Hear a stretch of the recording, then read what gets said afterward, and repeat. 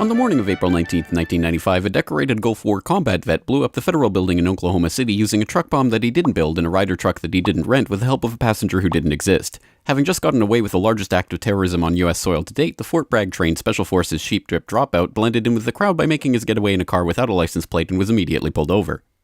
The ATF was the supposed target of the attack, but luckily all of their agents were out of the office that morning.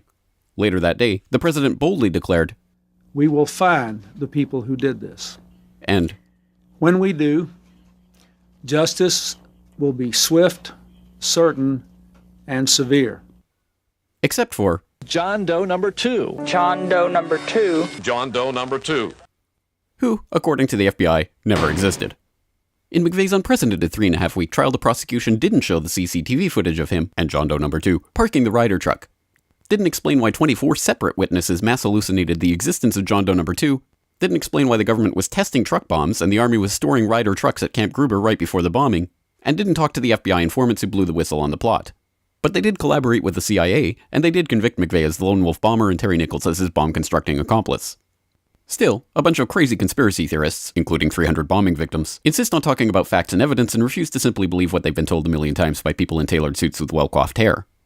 They quote the U.S. Army Brigadier General and the FBI crime lab whistleblower and the inventor of the neutron bomb who point out the physical impossibility that the Ryder truck bomb did the damage to the building, but that doesn't matter because if there were other bombs in the building that day, we would have heard about them. The second explosive was found and defused. I think he said another bomb. The Justice Department is reporting that a second explosive device has been found. They then found a third device, which was also larger than the first. And I see another bomb truck going, so apparently they're going to try to get out that third bomb. The FBI claims to have lost the footage showing McVeigh and John Doe number 2 parking the truck in front of the Murrah building that morning, but that's understandable because the Bureau has a lot of important evidence to store.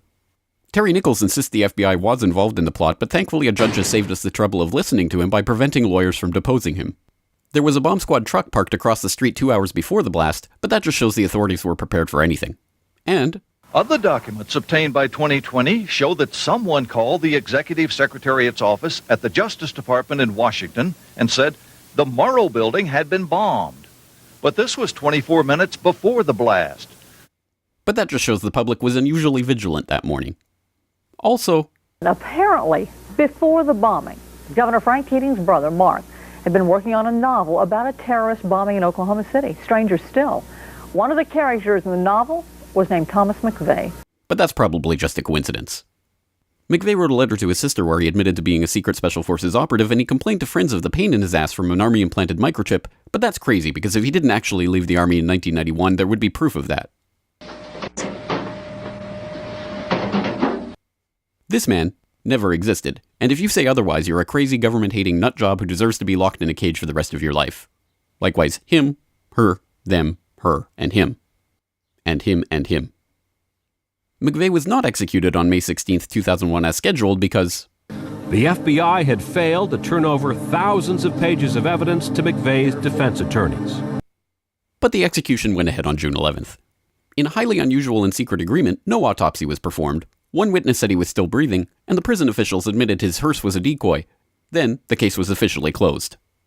This is the story of OKC as told to you by the same truth-tellers behind perhaps a profoundly lonely man who craved attention but found consolation in doing good. And the helicopter we were traveling in was forced down after being hit by an RPG. And we're with the rebels. And he said, "Oh, you're with the rebels?" And they started beating him. "Oh, you're with the rebels? Don't you support Bashar?"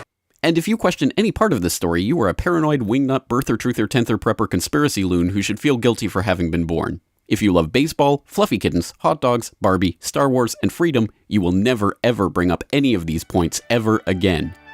Ever. This message has been brought to you by the friends of the FBI, ATF, DOJ, CIA, SPLC, MSM, and the US Army.